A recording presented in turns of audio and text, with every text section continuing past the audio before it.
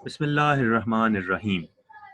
जी बेटा जी, तो third chapter हमने स्टार्ट किया हुआ था और उसका आज हमारा लास्ट टॉपिक है और बहुत ही इम्पोर्टेंट टॉपिक है ये पेपर पॉइंट ऑफ व्यू से भी। और ये डबल इम्पोर्टेंट है। क्यों डबल इम्पोर्टेंट है?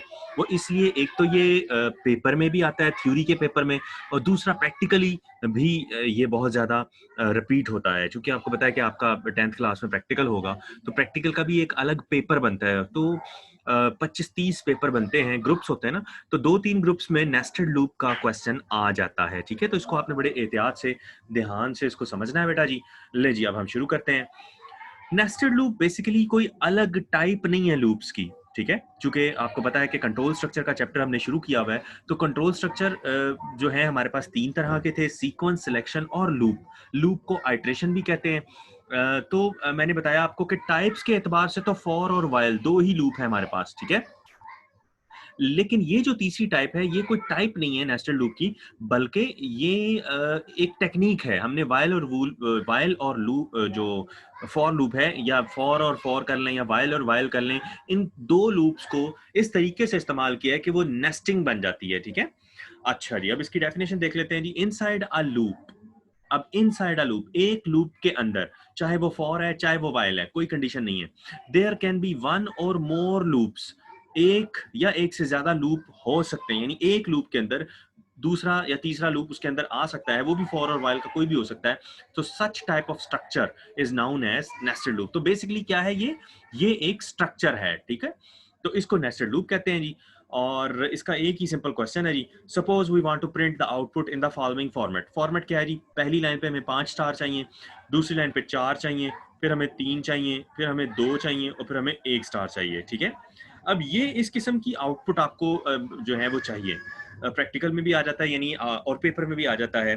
पेपर में अगर थ्योरी के पेपर में आता है तो वो नेस्टेड लूप ही कहेगा और कहेगा जी इसको with the help of an example जो है एक्सप्लेन करें, तो एग्जांपल एक ही है, वो यही वाली है।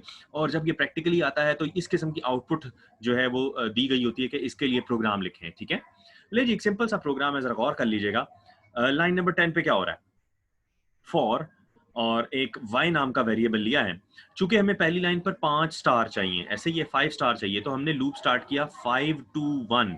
अब नेस्टेड लूप उन्हीं लोगों को समझ में आएगा जिनको फॉर लूप लगाना आता है, ठीक है? तो स्टार्टिंग वैल्यू हमने 5 दी है और एंडिंग वैल्यू 1 दे दी है और स्टेप साइज -1 का लगा दिया, ठीक है? तो आपको पता है किसी भी चीज को, किसी भी लूप को चलने के लिए 3 चीजें चाहिए होती हैं, ठीक है? तो स्टार्टिंग वैल्यू, एंडिंग वैल्यू और स्टेप साइज। ठीक हो गया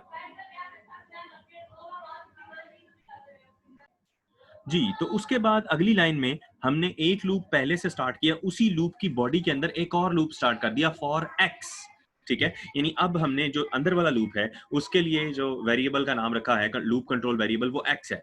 जो बाहर वाला लूप है उसका नाम वो वाई के लिए लगा हुआ है, और इंटरनल लूप जो है वो एक्स के साथ लगा हुआ है। और अब की बार हमने जो है उसको स्टार्टिंग वैल्यू 1 दी है और एंडिंग वैल्यू हमने फिक्स नहीं की, हमने उसको मशरूत कर दिया है, हमने उसको लिंक कर दिया है y की वैल्यू से, ठीक है? तो y की जितनी वैल्यू होगी उतनी बार ये लूप चलेगा।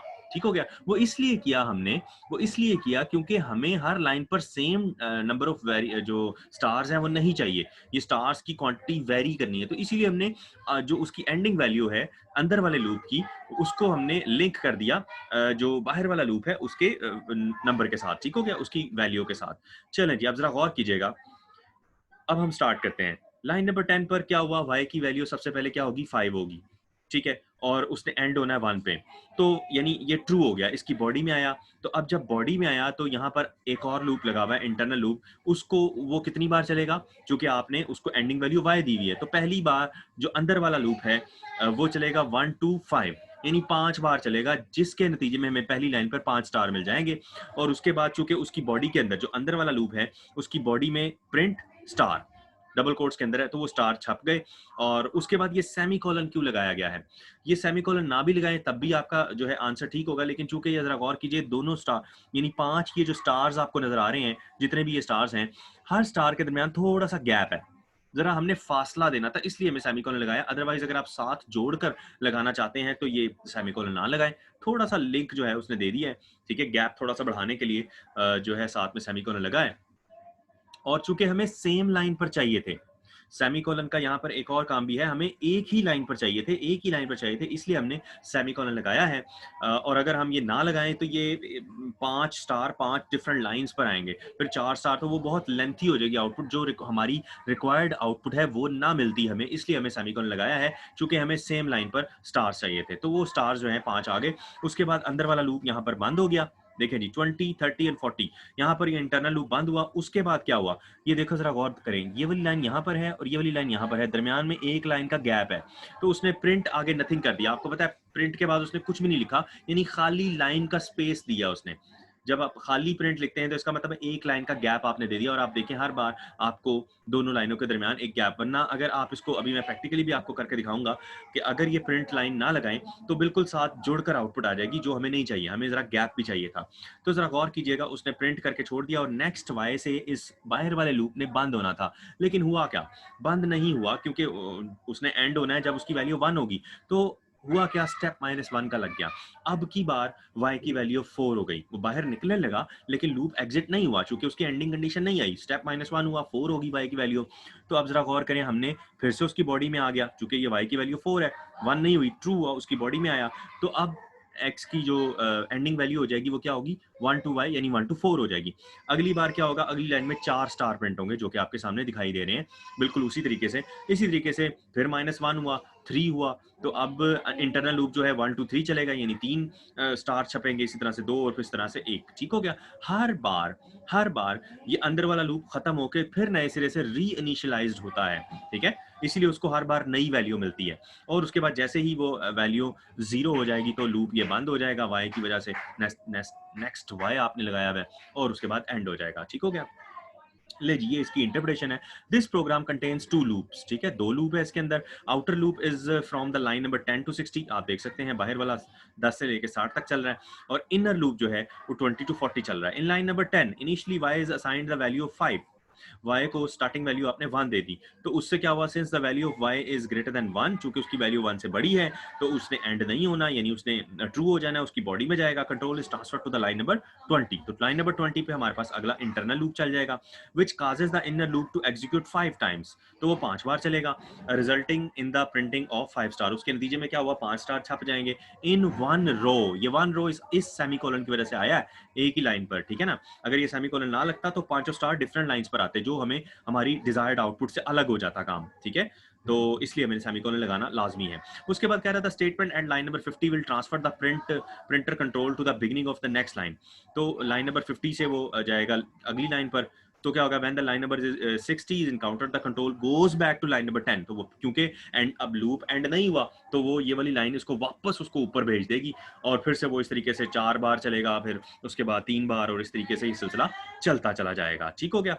तो आप देख सकते हैं, now the value of y becomes 4. Once again, the inner loop is executed 4 times, resulting in the printing of 4 stars, and in the second row, and this process will continue till the value of y becomes 1. After that, it will come to an end. ठीक हो गया, उसके बाद ये खत्म हो जाएगा। ले जी, इसी प्रोग्राम को मैं आपके सामने प्रैक्टिकली करके दिखाता हूँ, ठीक है।